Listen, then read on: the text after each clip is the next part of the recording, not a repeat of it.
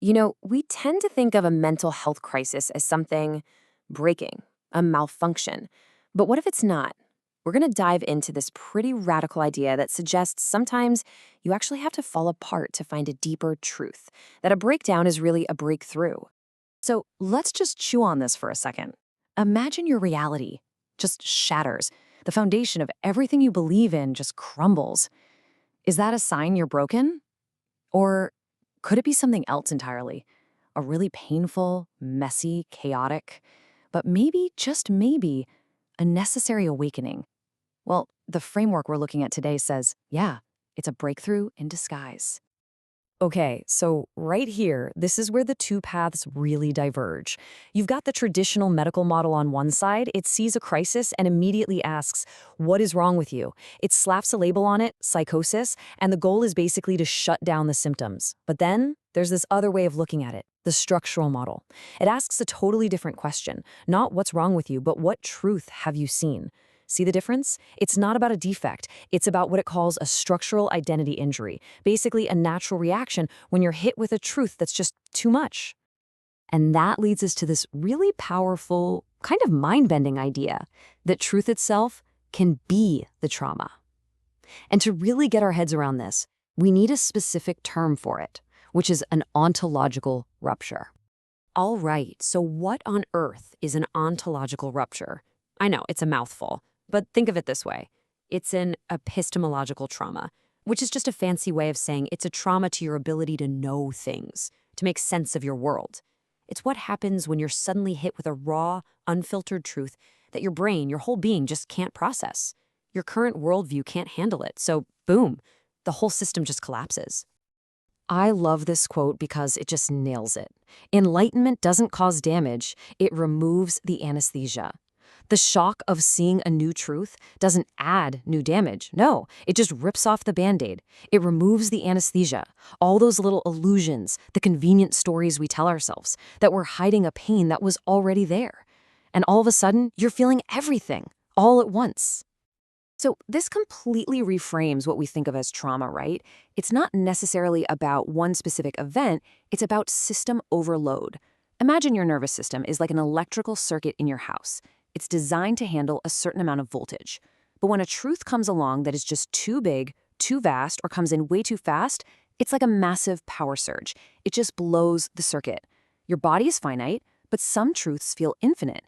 And that collision, that's the shock. And what's so cool about this is it gives us a whole new lens to see these experiences through. Instead of just diagnoses, it talks about identity injuries, which are really just collapses in our belief systems. So with PTSD, the core injury isn't just the thing that happened, it's the shattering of the belief that the world is safe. Or think about a whistleblower. The injury is seeing that the system is corrupt, and then realizing you can never unsee it. Every single one of these is about the collapse of a story that used to hold your world together. Now, it's super important to get this. This isn't just some abstract philosophical thing happening in your head. Oh no, this kind of existential shock has a real, profound, measurable impact on our biology. Because as we always say, the body keeps the score. It really does. So how does the body actually react to this? Well, it's like a domino effect, a total cascade. Your vagus nerve, which is kind of like the emergency brake for your nervous system, it gets completely destabilized. This leads to what the protocol actually calls a nervous system catastrophe. At the same time, your HPA axis, that's your main stress response system, goes into overdrive and just floods your body with cortisol. And when you're in that state of chronic high alert, you get systemic inflammation. It's like every nerve ending in your body is just raw and exposed. And I really want to stress this, we are not talking symbolically here. The body registers this kind of overload as literal physical pain. The source material even draws a line to conditions like trigeminal neuralgia, which is this absolutely excruciating facial pain, and frames it as the body's way of expressing a truth that's just too bright, too powerful to contain. It's almost archetypal, right? Like being physically struck by Zeus's lightning. Okay, so let's say you make it through the shock. You survive it. What often happens is you emerge on the other side with this incredible, profound new clarity. But, and this is a big but, that clarity brings a whole new set of problems. This is what the source material calls navigating the vantage point. One of the biggest pitfalls here is something called the weaponized lens. Because from this new, higher vantage point, you can suddenly see right through everyone's stuff, their defenses, their illusions, their little games.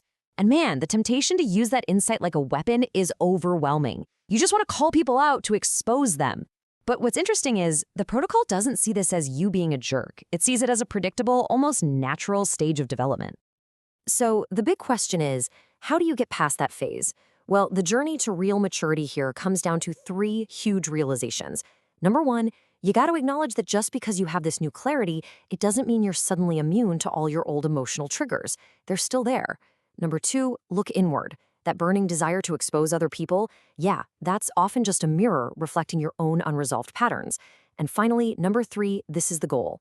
Real maturity is when you can see and hold a powerful truth without needing to turn it into a weapon to hurt someone else.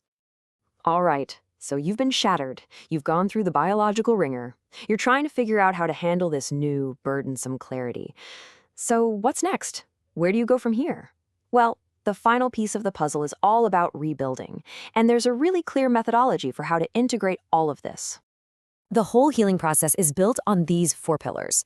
First, and this is non-negotiable, you have to recalibrate your nervous system. You cannot think your way out of a problem your body is physically experiencing. It just doesn't work. Next up is identity reformation. The old you is gone, so you have to build a new, sustainable story for yourself. Third, meaning reconstitution. The old map of the world is useless now, so you have to draw a new one. And finally, redefining the longing. This is all about figuring out how to connect with people again, but with compassion, from this new vantage point you have.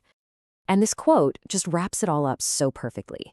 Existential shock is the body struggling to metabolize structural truth.